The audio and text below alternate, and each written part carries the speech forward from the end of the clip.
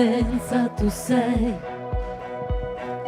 vista ai ciechi tu dai, non c'è un altro come te. Luce nel buio tu sei, vita nel lutto tu dai, non c'è un altro come te. Il nostro Dio è grande, il nostro Dio è forte, egli è al di sopra di ogni altro, il Redentore, grande in potenza, sei Dio, sei Dio.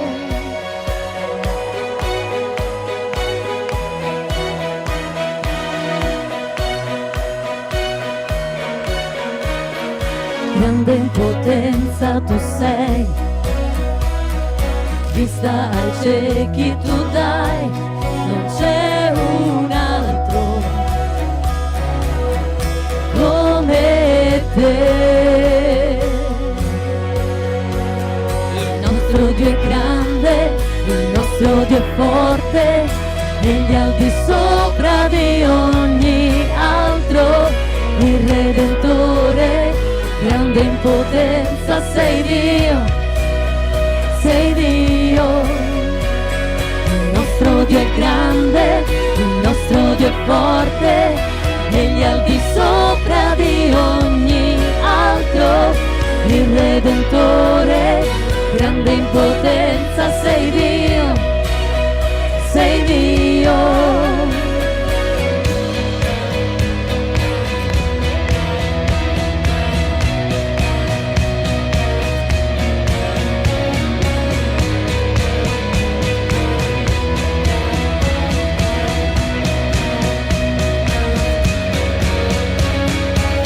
Se Dio è per noi, chi sarà contro noi? Se Dio è con noi, chi mai ci fermerà? Se Dio è per noi, chi sarà contro noi? Se Dio è con noi, chi mai ci fermerà?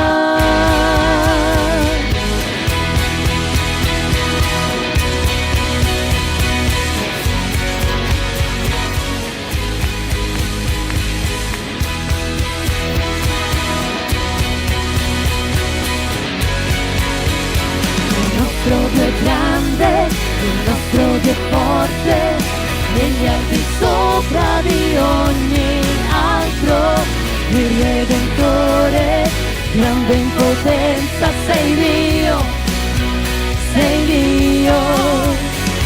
Il nostro Dio è grande, il nostro Dio è forte, egli è al di sopra di ogni altro, il Redentore, grande in potenza, sei Dio, sei Dio.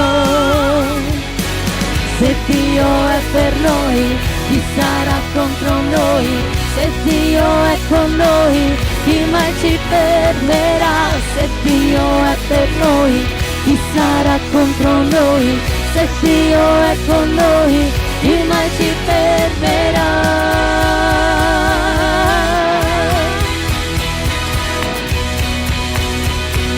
Chi mai ci fermerà?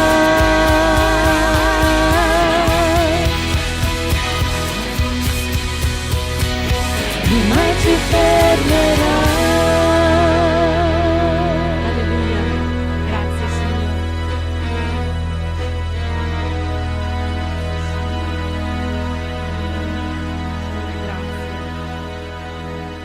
Grazie Signore per questo giorno, Signore, perché le Tue compassioni si rinnovano ogni giorno nelle nostre vite, Signore. Grazie veramente perché noi sappiamo che Tu sei qui questa mattina, Signore. Vogliamo aprire i nostri occhi, vogliamo cercarti, vogliamo trovarti, Signore. Grazie perché possiamo farlo tutti insieme, liberamente, Signore. Vogliamo pregarti per quei luoghi dove non si può fare, Signore, dove chi si riunisce in segreto, in silenzio, non può cantare, Signore. Fa che noi possiamo gioire alla Tua presenza perché ne abbiamo la libertà, Signore. che possiamo lodarti e benedirti con tutto il nostro cuore. Benedici questo tempo questa mattina, i nostri cuori, le nostre menti. Se abbiamo dei pesi, qualcosa che ci opprime, che possiamo lasciare tutto ai tuoi piedi, Signore, tu puoi prenderti cura di ciascuno di noi personalmente. Crediamo che l'hai fatto da sempre e lo farai per sempre. Grazie, oh Padre, nel nome di Gesù. Amen.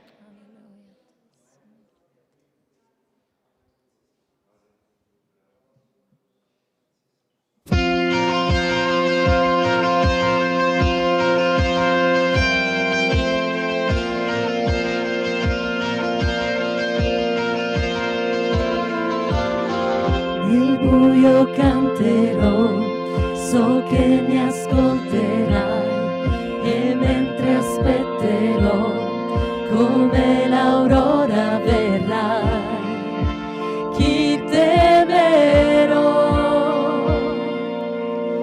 Contro i nemici miei, combatti al posto mio, nelle battaglie sei il solo scudo e Dio. Chi temerò? Io so chi mi difende e avanza insieme a me.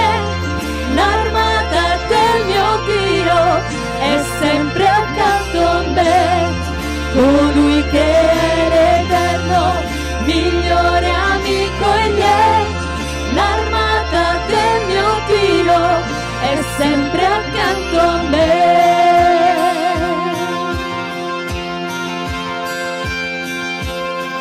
Non trovo forza in me, ma tu mi sosterrai, la mia salvezza in te, per me trionferai. Chi temerò? Chiesa, cantiamolo col cuore, alleluia. Chi temerò?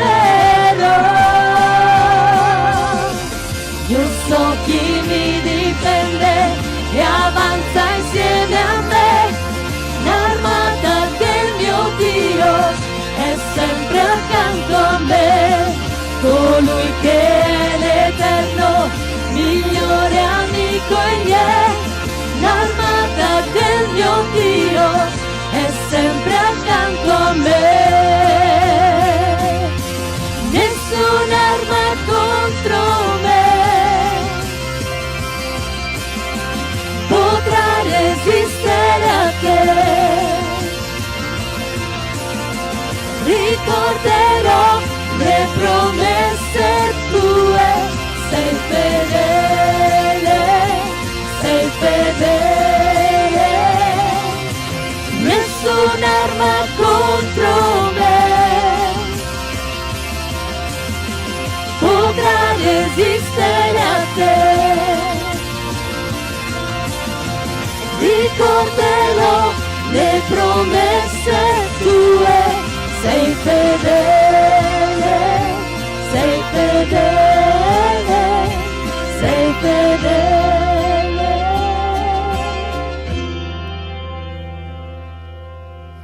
Io so chi mi difende e avanza insieme a me. L'armata del mio Dio è sempre accanto a me.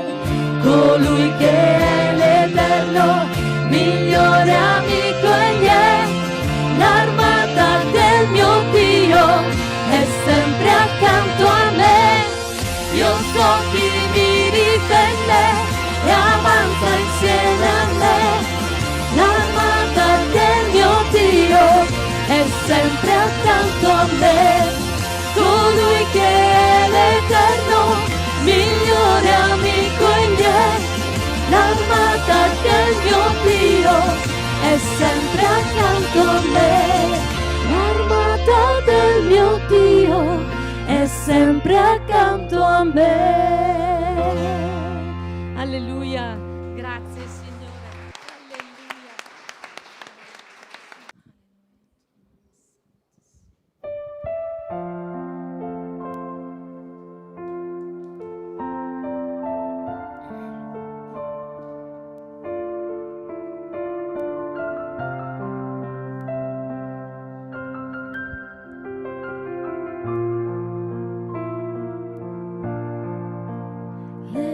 parole non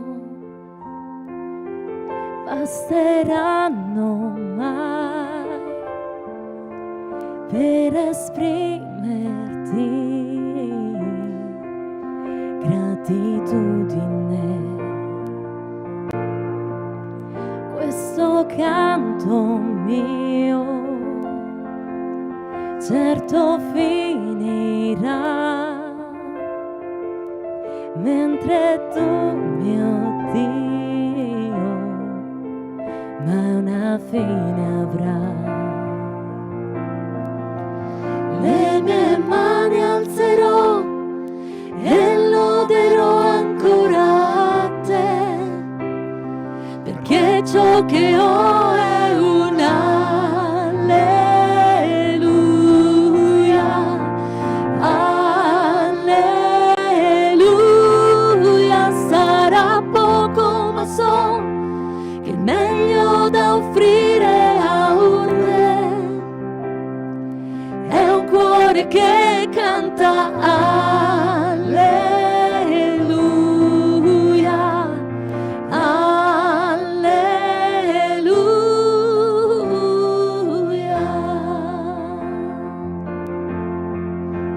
Una cosa so, verso te aprirò le mie braccia per adorarti, oh Dio. Le mie mani alzerò e loderò ancora a te, perché ciò che ho è un alleluia, alleluia.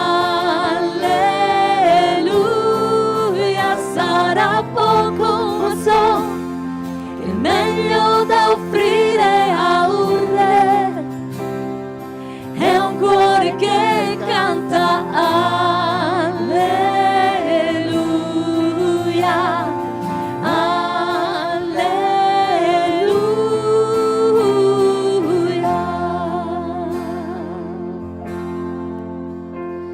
Oh anima mia, non essere timida, innalza il tuo canto, perché dentro di te dimora un leone. Alzati e lodalo. Oh anima mia, non essere timida, innalza il tuo canto, perché dentro di te dimora un leone. Alzati e lodalo. Oh anima mia, non essere timida, innalza il tuo canto, perché dentro di te dimora un leone. Alzati e lodalo. Oh anima mia, non essere timida, innalza il tuo canto, perché dentro di te dimora un leone. Alzati e lodalo. Le mie mani alzerò e loderò ancora te, perché ciò che ho è un alleluia, alleluia. Sarà poco, ma so che il meglio da offrire a un re è un cuore che canta alleluia, alleluia.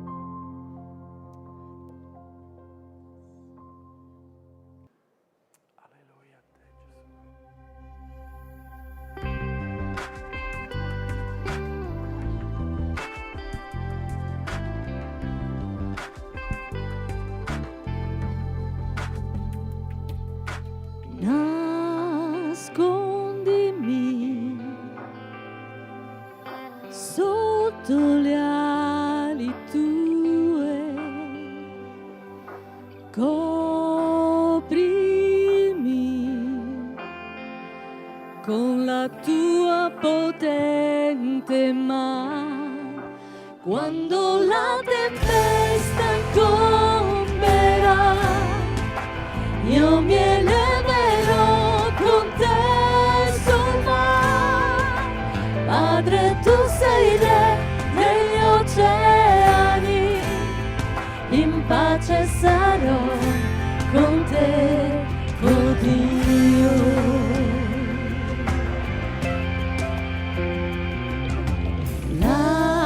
L'anima mia riposa solo in te, nel tuo potere ho fede e tranquillità. Quando la tempesta incomberà, io mi eleverò con te sul mare. Padre, tu sei re degli oceani, in pace sarò con te, oh Dio. Ma ora così parla il Signore, il tuo creatore, o Giacobbe, colui che ti ha formato, o Israele.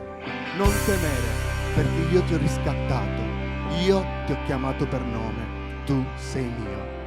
Quando dovrai attraversare le acque, io sarò con te. Quando attraverserai i fiumi, essi non ti sommergeranno. Quando camminerai nel fuoco, non sarai bruciato, e la fiamma non ti consumerà, perché tu sei prezioso ai miei occhi, sei stimato e io ti amo. Quando la tempesta incomberà, io mi eleverò con te sul mare. Padre, tu sei re degli oceani, in pace sarò con te, oh Dio. In pace sarò con te, oh Dio. In pace sarò con te, oh Dio. Alleluia.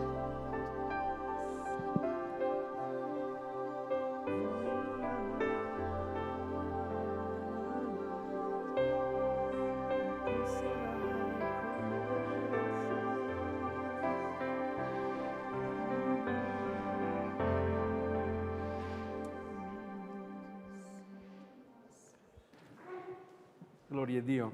Accomodatevi pure, accomodatevi. Gloria a Dio. Come vedete questa mattina siamo un po' dimezzati perché diversi sono partiti, altri invece per altre situazioni, c'è anche chi lavora questa mattina, però vogliamo ringraziare il Signore che c'è qualcuno in mezzo a noi che non manca mai. Non ho sentito un grosso amen. Perché se manca questa diventa un club, non è più la Chiesa di Gesù, ma diventa un club. Noi vogliamo essere la Chiesa di Gesù Cristo, è vero o no? Quindi dove Cristo è al centro, non è alla porta che sta bussando, ma è al centro, lì c'è la sua presenza, lì ci sono miracoli di guarigione e liberazione, perché è Lui che guarisce, è Lui che sana, è Lui che battezza nello Spirito Santo. Gloria a Dio. Voglio ringraziare il Signore per i fratelli e le sorelle che ieri sono stati alla raccolta alimentare fuori dai supermercati per raccogliere.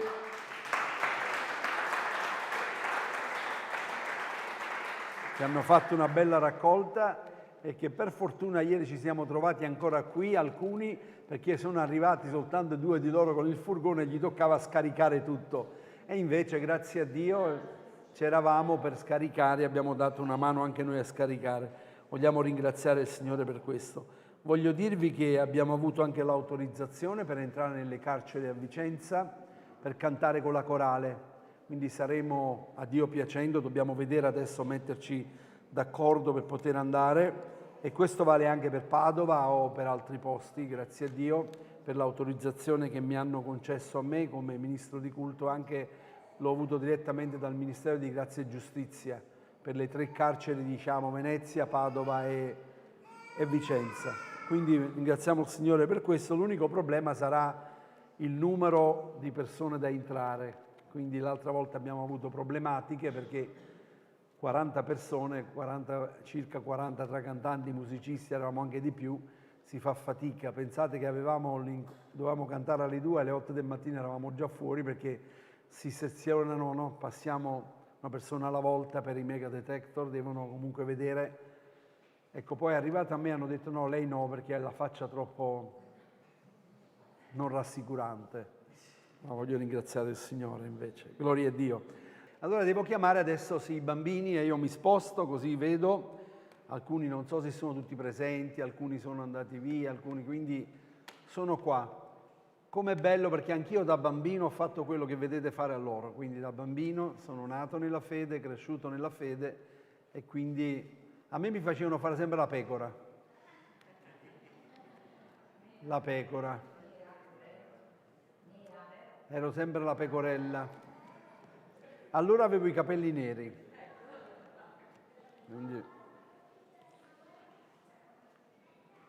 Facciamogli un applauso, dai, che li invitiamo. Dai bambini.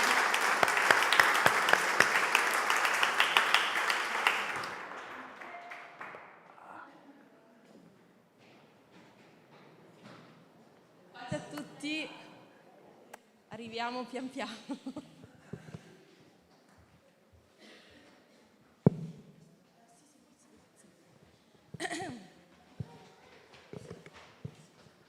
Ok. Allora, pace a tutti, buona domenica. Allora, oggi, con oggi praticamente abbiamo finito il nostro anno di scuola domenicale. Abbiamo finito il nostro anno di scuola domenicale e come da tradizione in questi ultimi anni abbiamo preparato con i bambini una piccola recita e un canto per voi. Spero che vi faccia piacere. L'argomento di quest'anno che abbiamo voluto trattare sono i 10 comandamenti. Quindi le regole, insomma, che Dio ha dato all'umanità per seguire le sue vie e per essere più felici. Questo abbiamo cercato di insegnare ai bambini.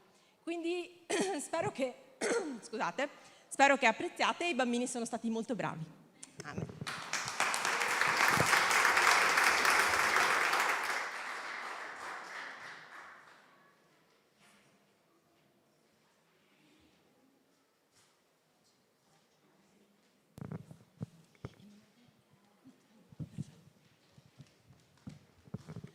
Allora, ok. Benvenuti! Oggi viaggeremo per scoprire 10 regole speciali. Non sono regole noiose, ma sono come le istruzioni per costruire un castello bellissimo, il castello della nostra felicità e dell'amicizia con Dio. Siete pronti?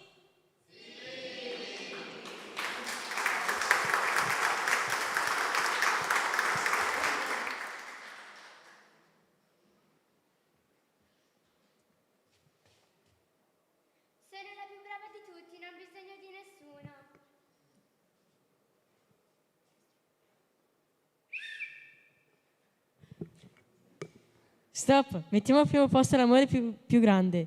Dio è la luce più bella che c'è.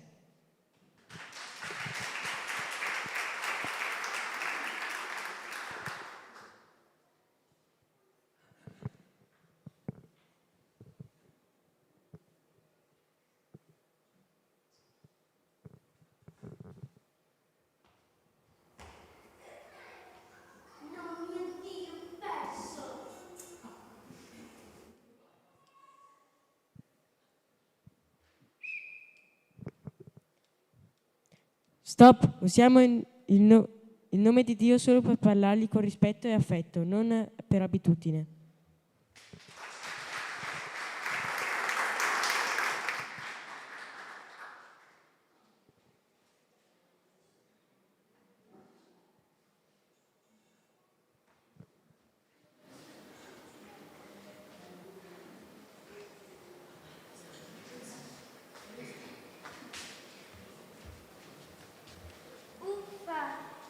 Oggi è domenica, vorrei solo dormire ma non andare in chiesa.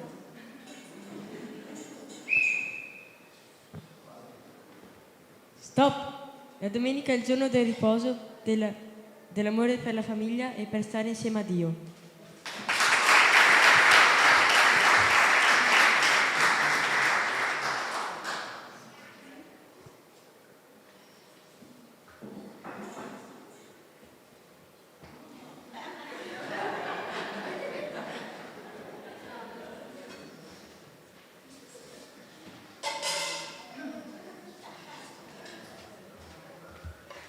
Giuseppe, apparecchia la tavola! No, non lo voglio. Non lo voglio giocare.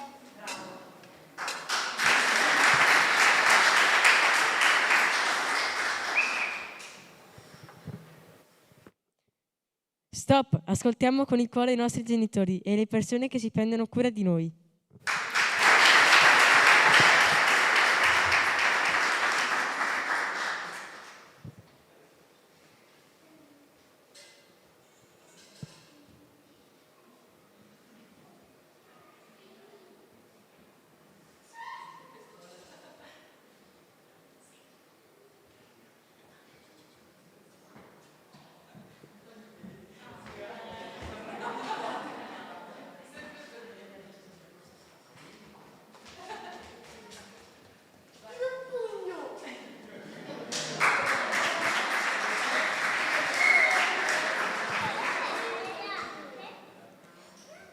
Stop! La vita è un dono prezioso, non si usano le mani per fare del male, ma solo per aiutare.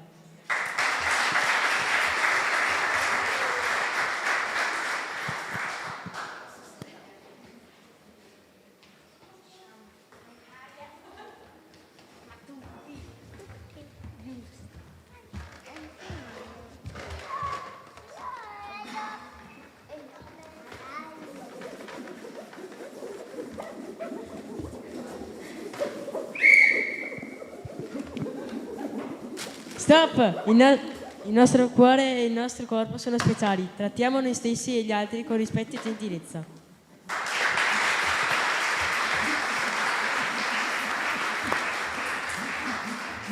C'è chi continua.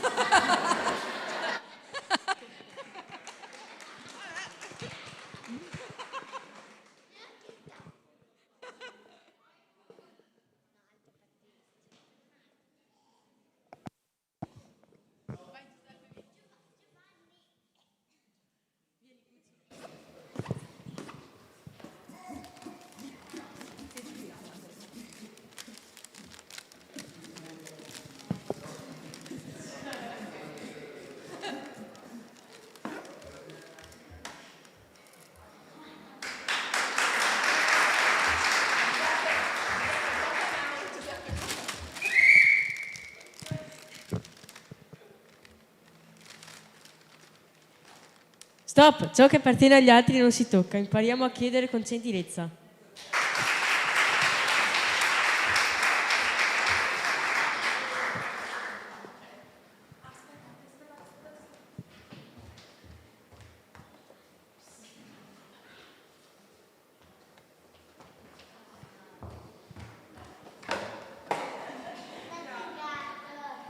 Chi è stato, Benjamin? È stato un gatto. Il gatto.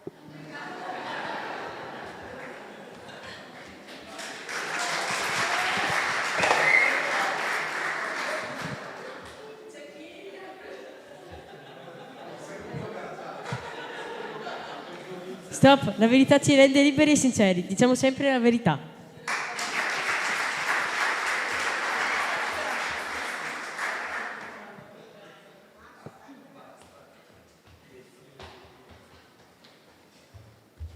Come stai tu, gatto? Bene.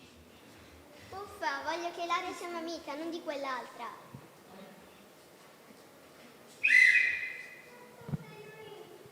Stop! Impariamo ad apprezzare ciò che abbiamo, senza pretendere di avere tutto.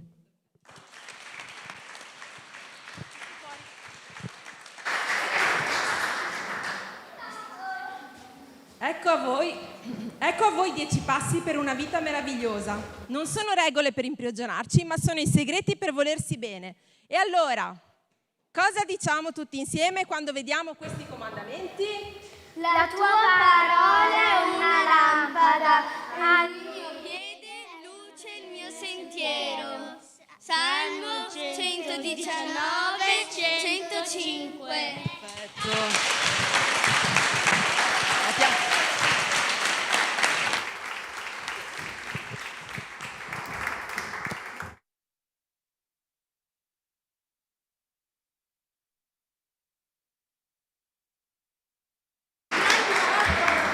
Mattia.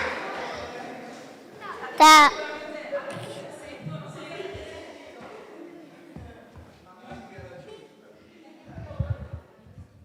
Amore, un po' in posizione, vi ricordate la posizione di prima? Sì. Un po' più indietro. Giuseppe. Giovanni.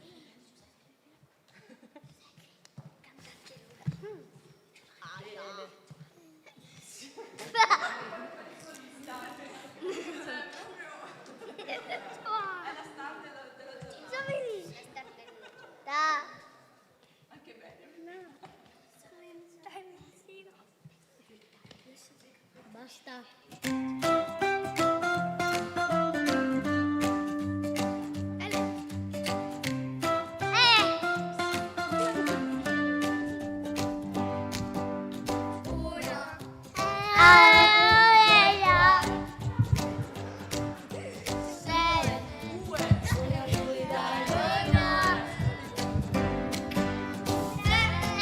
Il suo nome è sempre speciale. 4 insieme. Celestiale. 10 comandamenti di felicità. Guida i nostri passi con semplicità. Noi gioia e vita. La fede, la nostra vita.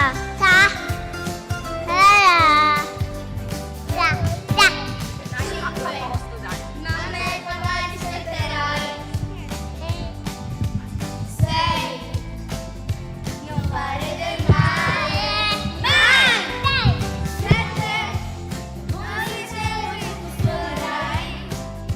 E con un sorriso la pace darai. 10 comandamenti di felicità. Guida i nostri passi, che felicità.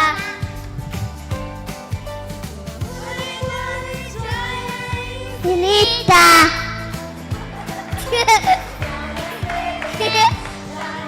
La vita. Sei sempre leale. 9. Perché sei sempre speciale. Non devi invidiare. La bontà è il dono da coltivare. 10 comandamenti di felicità. Guida i nostri passi con semplicità. Noi gioia infinita. Viviamo la fede, la nostra vita.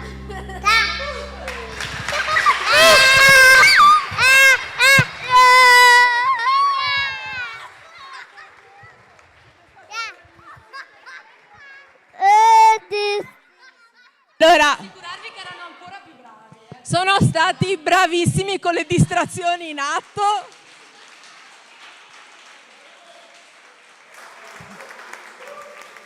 Bravissimi, siamo veramente fieri di voi perché siete andati avanti nonostante tutto e siete anche riusciti a ricordarveli. Bravissimi, bravissimi.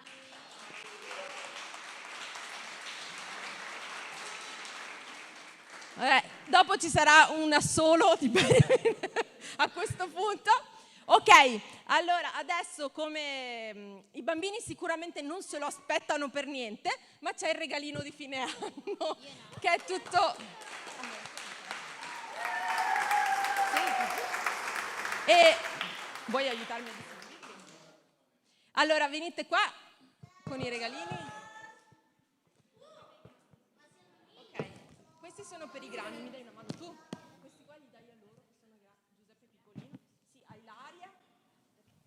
Tieni tu. Ce la fai? Grazie. Allora. Vuoi distribuire te?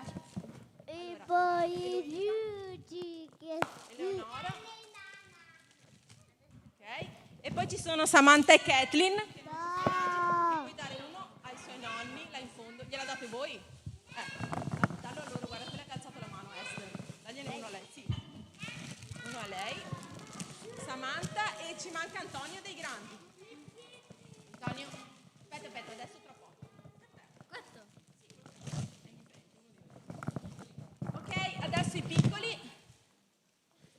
Piccoli, vai. Ok, bene. Questo, Giovanni. E poi ce n'è uno per Nicolas che non c'è. No, questo è per lui. Ok? E poi abbiamo un pensierino per Emanuele che è dell'Area Gemme che ci ha aiutato. Grazie. Che ha fatto il poliziotto per noi. Ok. Sì. Allora, un saluto anche. Vogliamo ringraziare anche tutte le maestre, se vi alzate, per favore.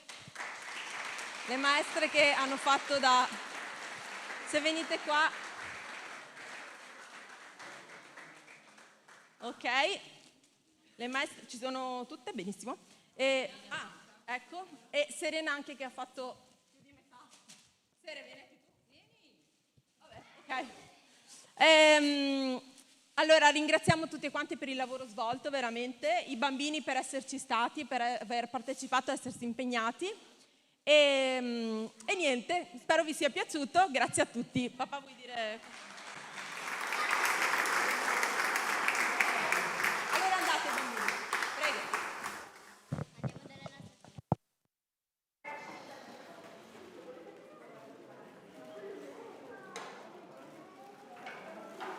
Potete per favore aiutare a sparecchiare, togliere quella roba lì davanti al pulpito, che lo spostiamo più avanti, gentilmente.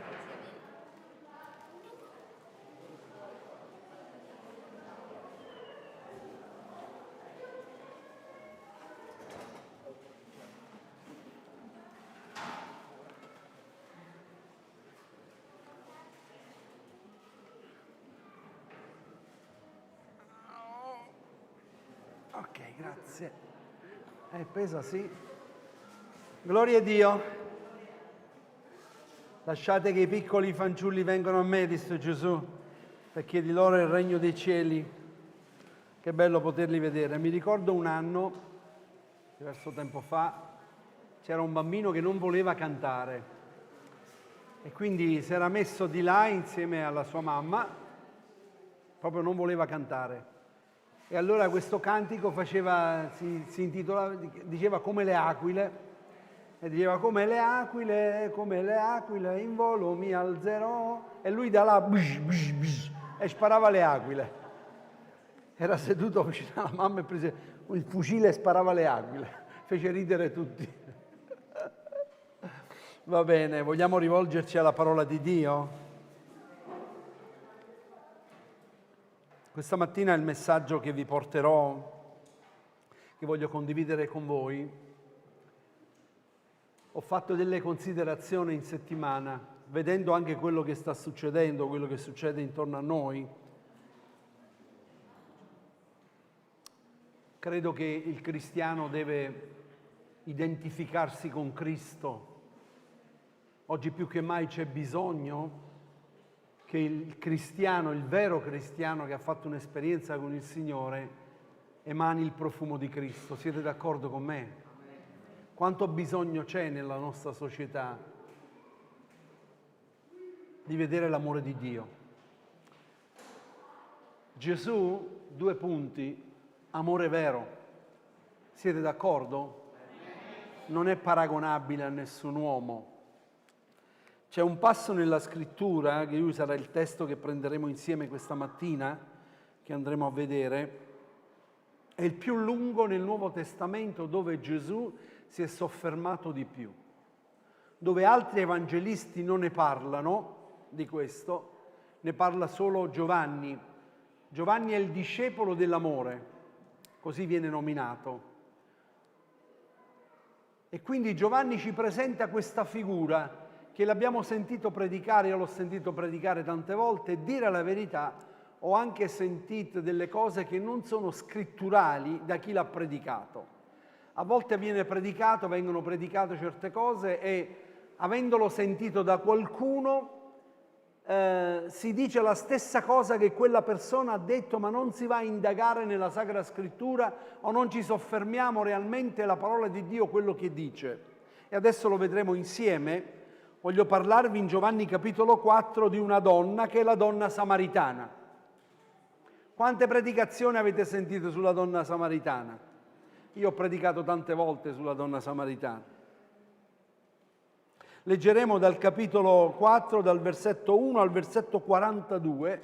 Dobbiamo leggere un po' tutti i versi per capire di più. Allora, beato chi legge, beato chi ascolta la parola di Dio e la mette in pratica.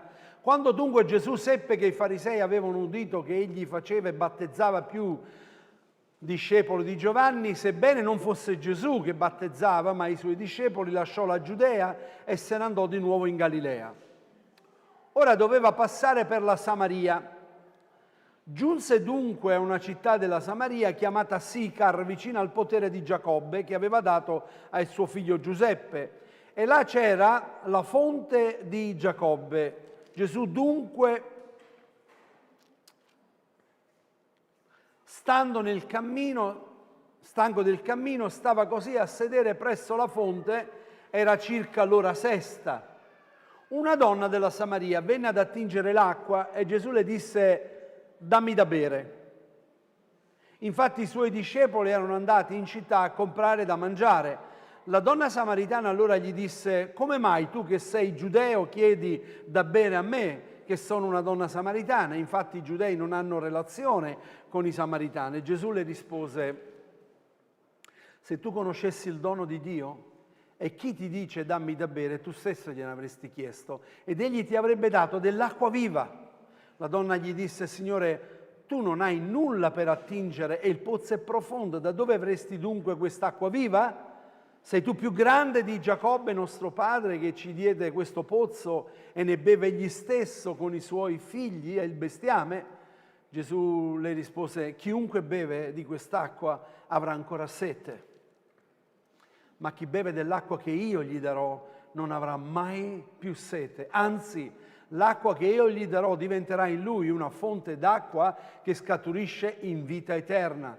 La donna gli disse: Signore, dammi di quest'acqua affinché io non abbia più sete, non venga più in questo qui ad attingere.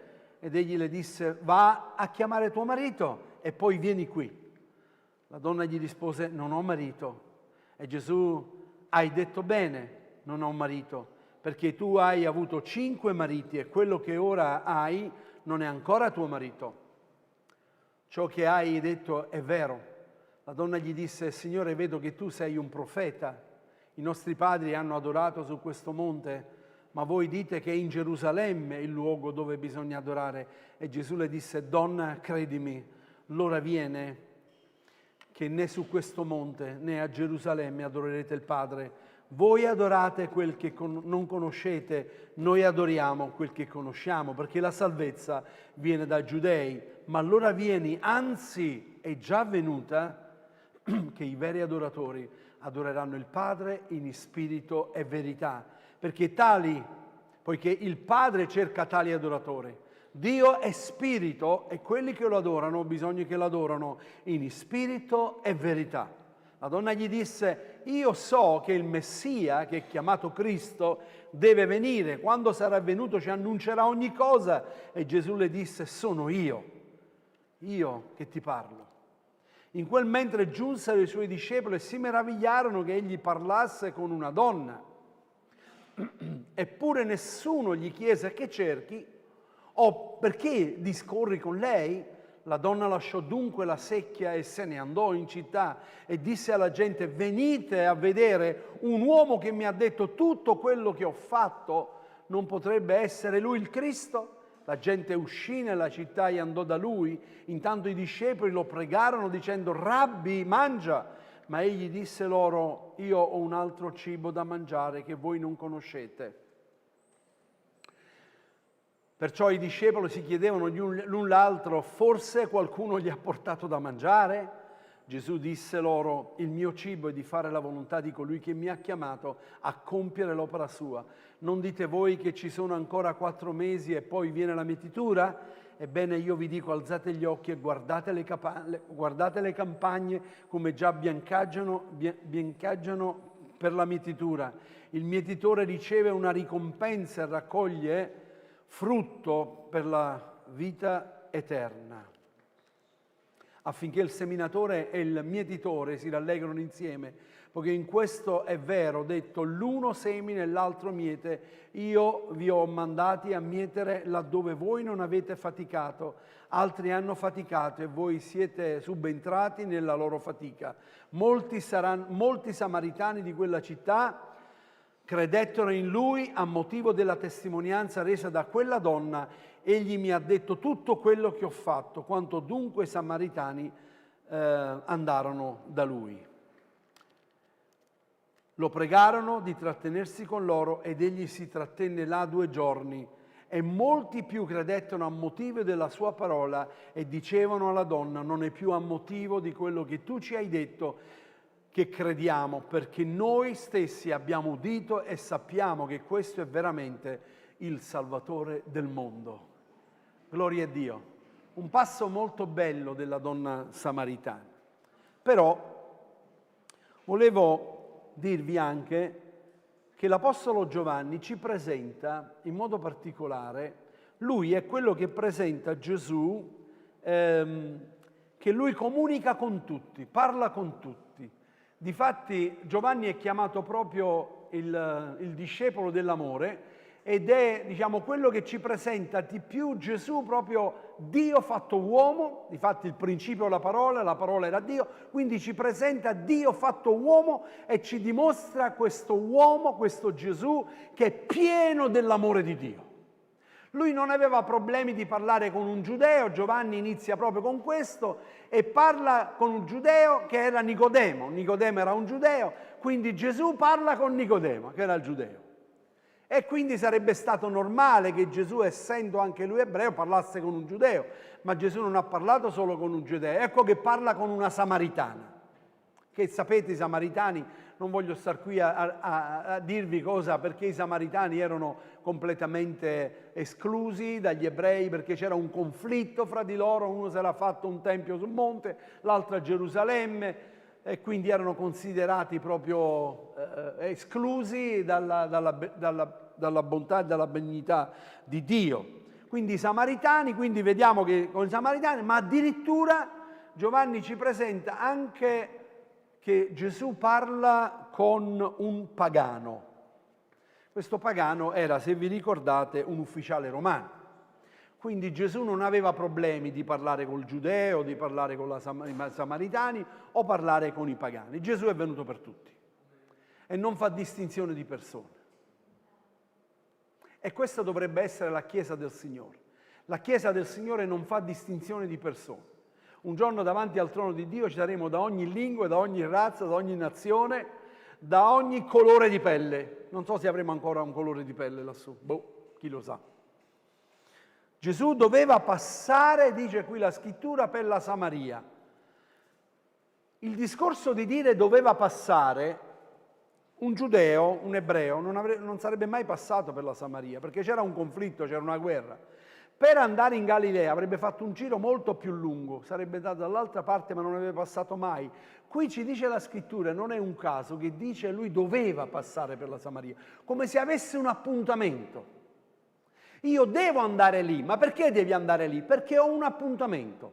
Ti è mai capitato di andare a un posto e poi dici, ma devo passare di là? Perché devo passare di là? Perché ho un appuntamento. Gesù aveva un appuntamento con una donna. E qui si apre un mondo perché era samaritana, un mondo perché era donna,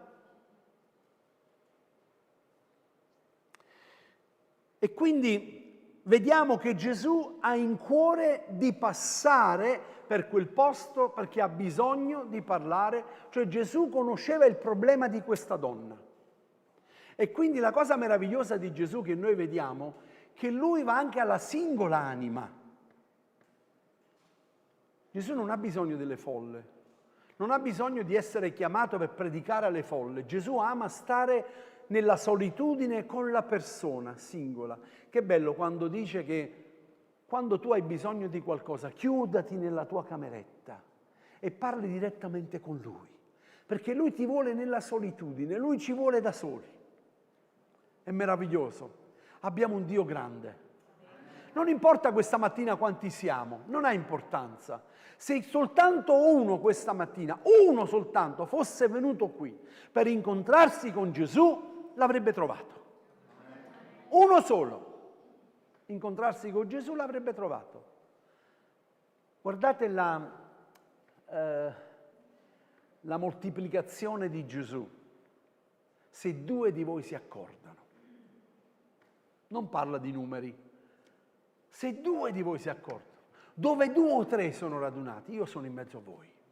Meraviglioso.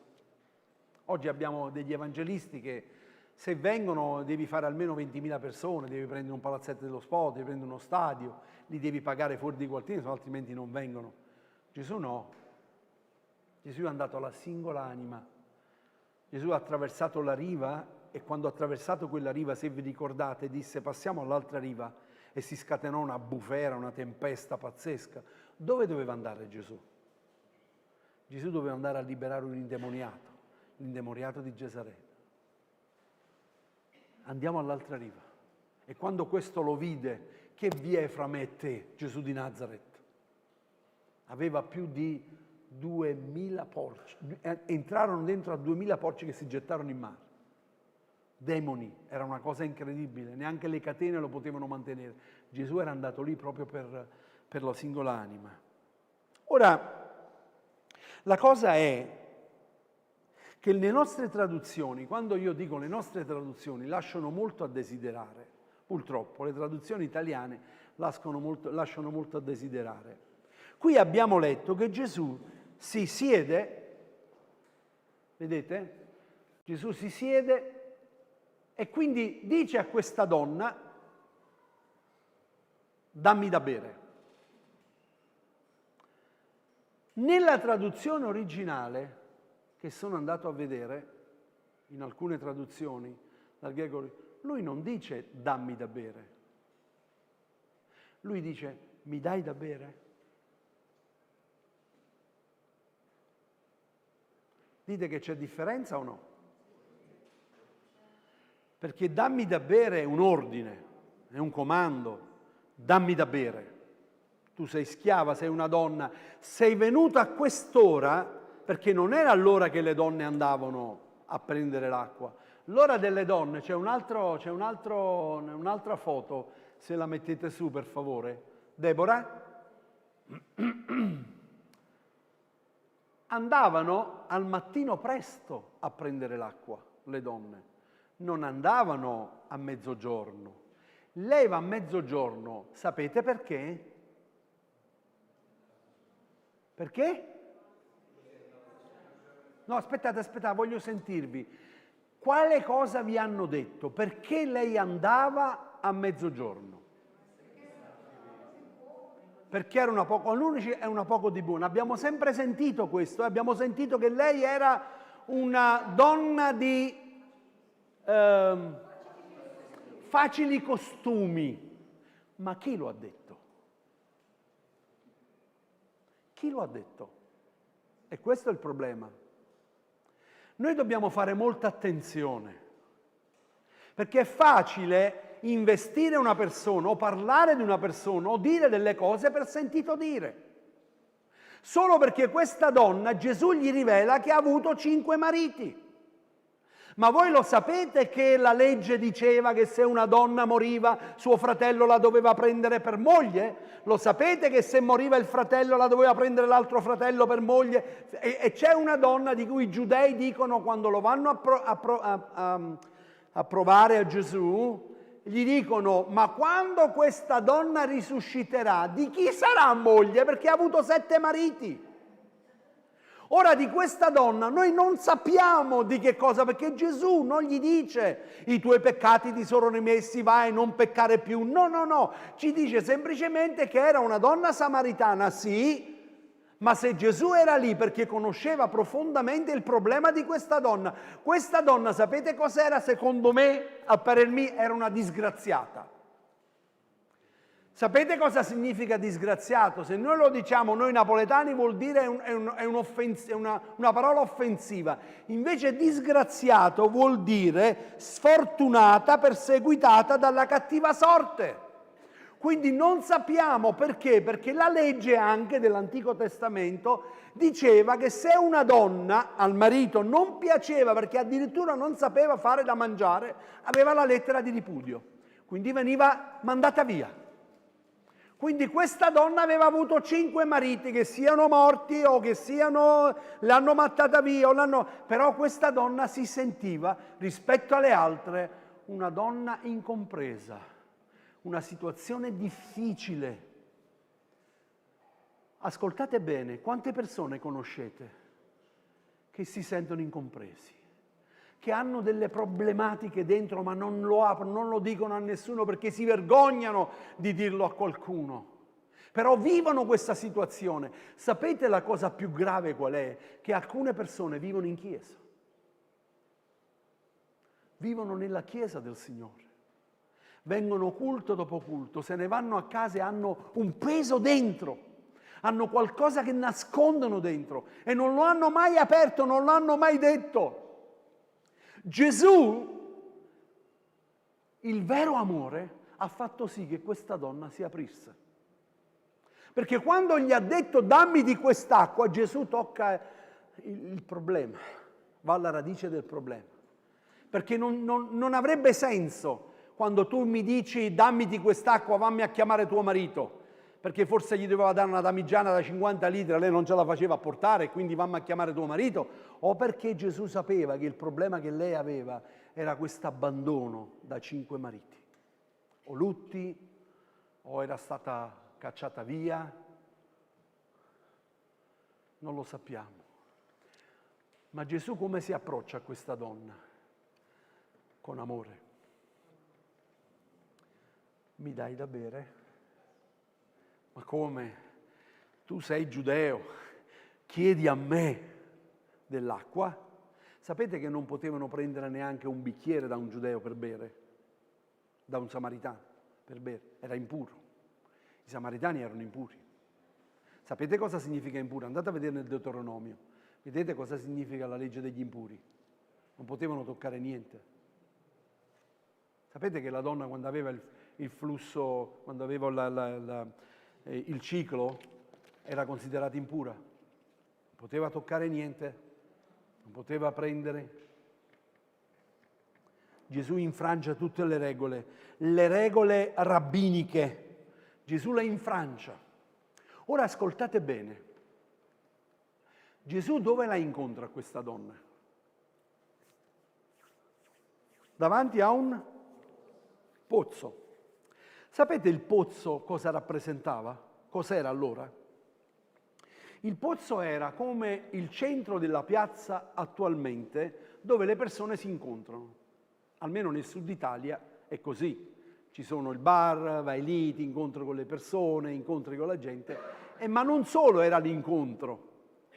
E a quell'ora, a mezzogiorno, non c'era nessuno. Ecco perché lei va a quell'ora. Ma non era solo quello, era anche un motivo per fare accoppiamenti matrimoniali davanti al pozzo. Lì venivano censiti i matrimoni. Le 2 famiglie si mettevano d'accordo e quindi alla figlia, se vi ricordate, Mosè ha trovato Sefora al pozzo. Giacobbe ha trovato il figlio, la moglie del figlio al pozzo, che aveva mandato il servo. E ci sono anche altri nella scrittura che hanno trovato. Mosè ha trovato Sefora, Rebecca ha trovato Isacco, Lea ha trovato Giacobbe. Vedete, lì si facevano. Gesù incontra questa donna al pozzo e gli dice: tu hai avuto 5 mariti e quello che tu hai non è ancora tuo marito, lo vuoi il vero marito? Lo vuoi il vero marito? E allora l'acqua che io ti darò, tu non verrai più a raccogliere qui acqua, perché io sarò il vero tuo marito. Al pozzo. Sei tu più grande di nostro padre? Sì. Sei tu più grande? Sì. Sono più grande di questo. Gesù infrange tutte le regole. Un rabbino non avrebbe mai potuto parlare con una donna. Lui non dice dammi da bere, ho sete. E Gesù aveva sete. E la sete che lui aveva era sete di giustizia. Questa donna aveva bisogno di essere giustiziata in modo giusto, perché tutti la consideravano, lei si vergognava. Non ha detto forse Gesù: beati coloro che hanno sete e fame di giustizia, perché saranno saziati. Mi consola sapere che ancora oggi Gesù conosce la tua situazione, conosce la condizione del tuo cuore. Conosce quello che c'è nell'intimo del tuo cuore, conosce quello che nemmeno tuo marito sa, quello che nemmeno tua moglie sa. Ci sono certe cose che a volte ci si tiene dentro. Ho potuto vedere nella mia esperienza pastorale che certe donne non hanno raccontato niente al marito, ma piangevano di nascosto. Si giravano dal letto anche dall'altra parte e piangevano, il marito non se ne è mai accorto di niente.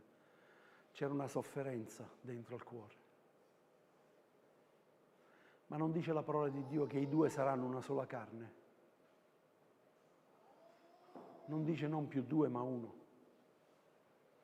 Non dice che il bene di mia moglie è il mio bene e il bene di mio marito è il mio bene. Non dice prenditi cura di tua moglie, di tuo marito. Non dice forse questo? Avevamo un cantico che cantavamo una volta che dice: la casa è un paradiso quando c'è il Signore. È un paradiso quando c'è il Signore in una famiglia, in una casa. Questa donna andava a prendere quell'acqua a un'ora che nessuno c'era e non avrebbe mai pensato di incontrare Gesù. Ma Gesù non è andato con i suoi a mangiare. Gesù è rimasto lì, perché ha detto: io ho un altro cibo da mangiare. Sapete, c'era la festa dei Giudei, dice la parola di Dio in un altro passo. E gli altri andarono alla festa. Gesù sapete dove andò? Andò in una piscina, detta Betesda, dove c'erano persone che aspettavano che l'acqua si agitasse. E quando l'acqua si muoveva, chi era il primo che scendeva dentro veniva guarito. Gesù non va alla festa. Gesù va da quest'uomo che da 38 anni era lì infermo. E Gesù è andato lì per lui. Questo cosa ti voglio dire? Che Gesù non si è dimenticato di te. Gesù non si dimentica del tuo problema. Gesù è capace di lasciare le 99 pecore per andare a prendere la pecora che sta soffrendo, smarrita.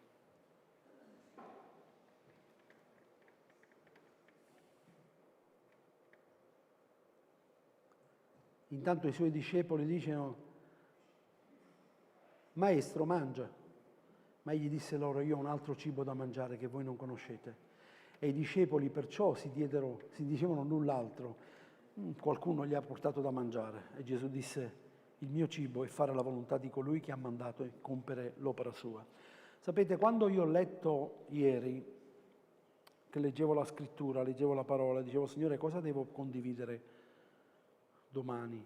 Ancora l'altro ieri, questo giovedì. Mi sono soffermato come se questa parola si alzasse davanti a me e io l'ho visto che questa parola diceva: Gesù doveva.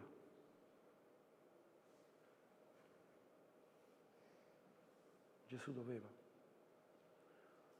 Ora la mia domanda che io pongo a te come me la sono posto io: perché il Signore ti ha salvato? Perché il Signore ci ha salvati.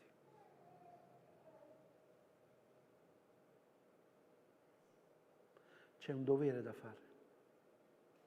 Se la Chiesa non riconosce il dovere, la chiamata che abbiamo avuto da parte di Dio, abbiamo perso l'obiettivo di essere Chiesa.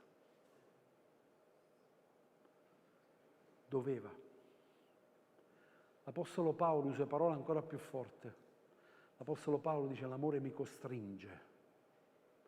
Mi costringe. Io non posso tacere, non posso rimanere. Il Signore mi ha salvato, perdonatemi se uso questa espressione, ma ve la voglio dire, ma Lui non ci ha salvato per riscaldare una sedia la domenica.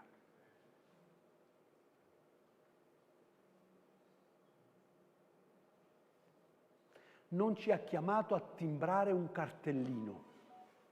Sono andati in chiesa. Il Signore non ti chiederà quando andremo in cielo, non mi chiederà quante predicazioni ho fatte o quanti studi ho fatto, ma quante persone io ho aiutato. Quante persone io sono stato vicino a loro ad ascoltarli, a parlare con loro. Metti la foto di quel ragazzo, per favore. Vedete questo giovane? 16 anni, ieri si è suicidato. Si è tolto la vita. Vi leggo quello che ha scritto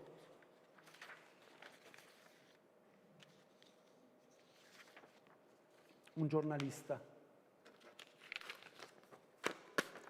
Me l'hanno mandato questa mattina.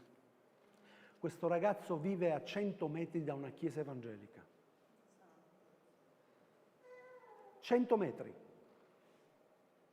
Un ragazzo di 16 anni, Massimiliano, si è tolto la vita a Rocca Priora, nella zona di Castelli Romani. Perché ora dopo la fine poche ore dopo la fine dell'anno scolastico, frequentava il secondo anno del liceo classico Cicerone di Frascati, dove era considerato uno studente modello. 16 anni, un'età in cui dovrebbe parlare di sogni, di amori, di vacanze estive, di futuro, un'età in cui la vita dovrebbe ancora sembrare infinita. Invece oggi una famiglia si trova davanti a un dolore più grande che un genitore possa immaginare.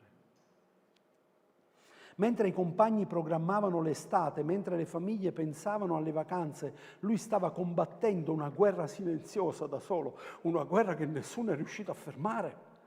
Ha lasciato una lettera, poche parole, parole che parlano di inadeguatezza, parole che chiedono scusa.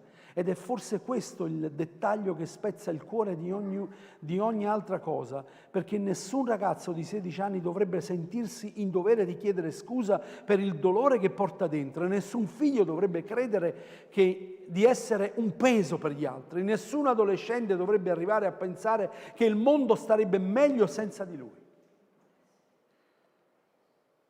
Eppure è successo.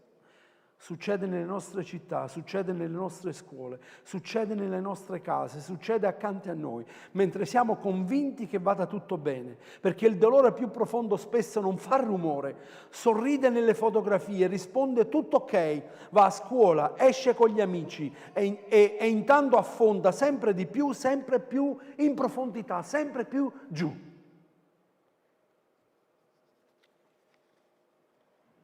Oggi non è un giorno delle polemiche né un giorno del giudizio. Per il banco resterà vuoto per amici che continueranno a chiedere se avrebbero potuto accorgersene, per una comunità intera che oggi si scopre improvvisamente più fragile. Forse dovremmo imparare qualcosa da questa tragedia, dovremmo imparare a fermarci, ad ascoltare, a fare una telefonata in più, a chiedere davvero come stai, ad avere coraggio di aspettare una risposta sincera, perché a volte una persona non ha bisogno di soluzione, ha bisogno di sentirsi vista, ha bisogno di sapere che la sua esistenza conta, che la sua presenza fa differenza, che il suo dolore merita ascolto. E Gesù si è fermato. Gesù aveva un bisogno. Fratelli, se la Chiesa non comprendiamo il bisogno che il mondo sta morendo senza Gesù, noi siamo religiosi, non abbiamo capito niente, non abbiamo compreso niente.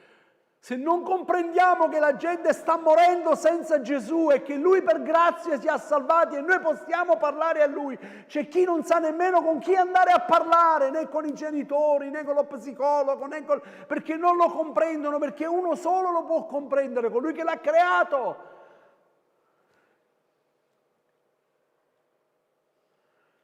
E noi facciamo i nostri soliti culti al martedì, la preghierina. Chi c'è, chi non c'è, chi viene, chi non viene, al giovedì chi c'è, chi non c'è, viene, chi non viene, chi viene la domenica ma questa mattina no, ricordati che Dio ti chiamerà in giudizio. Meglio per voi che non mi avreste conosciuto, che mi avete conosciuto e invece non fate la mia volontà. La Chiesa è chiamata a predicare l'Evangelo di Gesù Cristo. Si sta addormentando la Chiesa, dorme. C'è chi diventa una Chiesa più bella, siamo i più belli, siamo i più bravi, siamo questo. E cosa fai in realtà? Il Signore non ti chiederà com'era bella la tua Chiesa, cosa hai dato per la tua Chiesa per imbellirla, ma chi ha aiutato? A chi hai sostenuto? A chi hai dato da mangiare? A chi hai visto che stava soffrendo e tu sei stato lì vicino per cercare di aiutare? Fratello, sorella, voglio dirti questo, che qui tu lascerai tutto. Lì non ti porterai niente. Qualcuno un giorno mi disse, ma io però gli lascerò. No, tu lo lascerai, sai perché? Perché lì non te lo puoi portare, se no non gli avresti lasciato niente.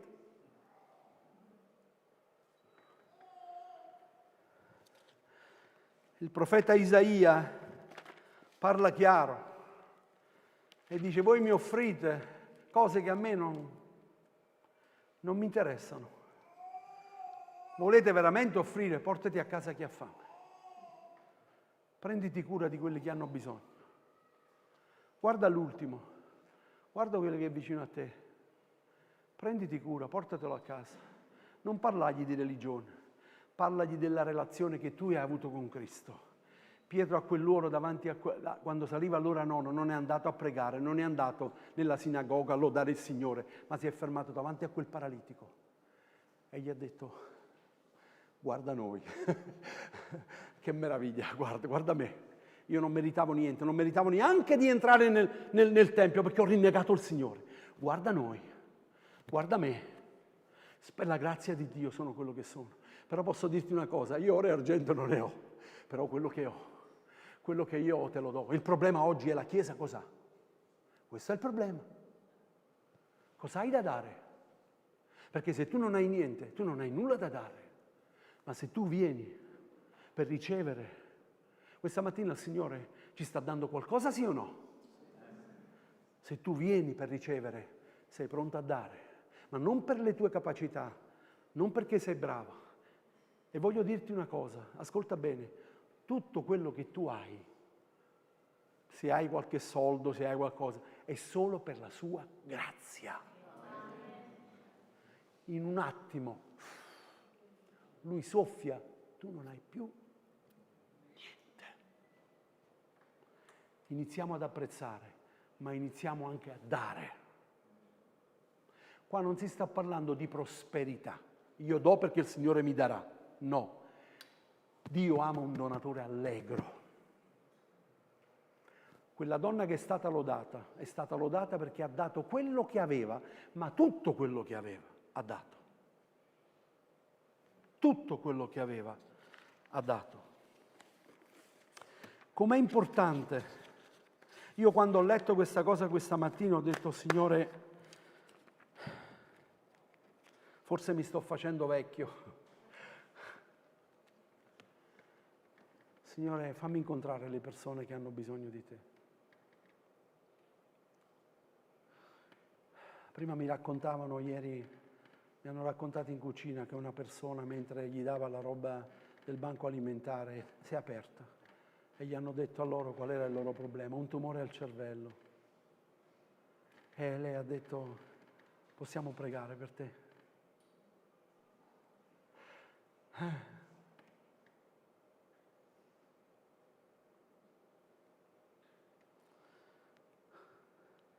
Il bisogno.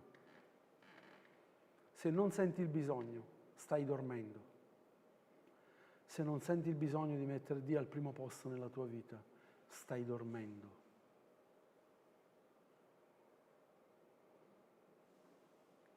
La domanda della Samaritana, e concludo.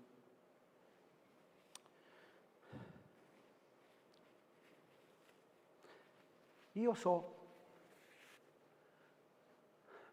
voi dite che su questo monte noi adoriamo Dio in questo mondo, voi andate in Gerusalemme. Perché la donna samaritana pone questo problema? Ve lo siete chiesto? Io sì. Perché questa donna era alla ricerca di adorare Dio in spirito e verità. Quindi lei comprende che né qui e né là qualcosa c'è che non va. Oggi si fa gara nelle chiese a prendere i fedeli, si fa gara. La chiesa mia è più bella, vieni qua, la chiesa tua, ma non dar retta, non ascoltare a quello, vieni di qua, vieni di là. La chiesa non ti cambierà, dovunque tu andrai. La chiesa o il pastore di quella chiesa non cambia la tua vita, stanne certo. Gesù ha detto, l'acqua che io ti darò. E ancora oggi il Signor Gesù è colui che dà acqua a quanti sono assetati e affamati della sua presenza. Io prima di venire qua, questa mattina alle 5, mi sono alzato e sono andato in preghiera davanti alla presenza di Dio per ricevere l'acqua, per poter dare acqua, ma non la mia acqua, ma l'acqua che Lui mi dà. Quando ti alzi al mattino, ti svegli, la prima cosa che fai cos'è? Ma è possibile che devono succedere delle cose nella nostra vita per apprezzare le cose o per comprendere che la nostra vita è come un vapore d'acqua? È possibile? Dobbiamo imparare. Donna, io ti dico che l'ora viene, anzi è già venuta, che i veri adoratori adoreranno il Padre in spirito e verità, in qualunque luogo, in qualunque posto. E questa donna cosa fa? Lascia la secchia, la getta a terra e corre nel paese e gli dice, venite a vedere. Ho incontrato forse il Cristo perché mi ha raccontato, guardate, non ci dice cosa gli ha raccontato il Signore, e meno male, perché sennò alcuni predicatori avrebbero fatto altre 100.000 prediche su queste cose qua che gli avrebbe detto il Signore. Avete capito? Prima abbiamo fatto una donna peccatrice che non sappiamo questa donna realmente cosa ha passato, cosa ha vissuto, ma io per anni ho sentito predicazioni sul fatto che questa donna era una peccatrice, Ma cosa? Non lo cita. Dobbiamo fare attenzione. E Gesù non gli dice una sola parola, non la giudica, non la condanna, ma lui quello che vuole è una relazione con lei. È bello Gesù quando dice, io non sono venuto a giudicare, io sono venuto a salvare, sono venuto a cercare ciò che era perduto. Questa mattina, attraverso lo studio che ci ha fatto Nino, parlava proprio il fatto che a volte entriamo in giudizio, no? Delle persone, comunque giudichiamo, gli diciamo, facciamo. Dobbiamo fare attenzione.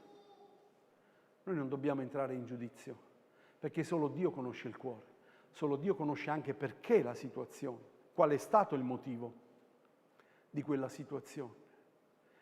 Però sapete cosa sta succedendo? Che quel maledetto televisore nelle nostre case sta rovinando. Perché adesso, non so se avete visto, ma le condanne non si fanno più nei tribunali, ma si fanno negli studi televisivi.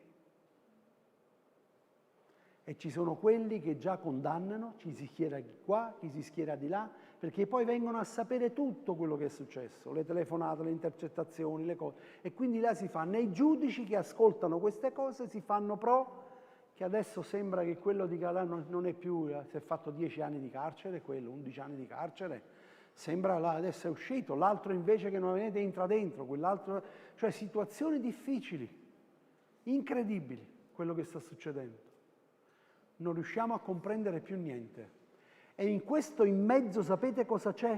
C'è la Chiesa del Signore che ha avuto un mandato da parte di Dio. E il mandato è andate ad annunciare l'Evangelo. L'Evangelo cos'è? È la buona novella.